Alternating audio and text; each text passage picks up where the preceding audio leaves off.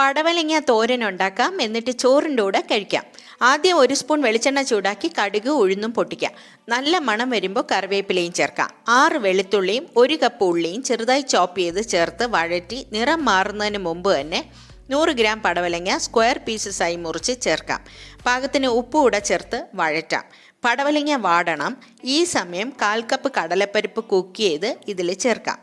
എന്നിട്ട് അടച്ചു വെച്ച് പടവലങ്ങയും കുക്കായ കടലപ്പരിപ്പ് ഒരുമിച്ച് വേവിക്കാം.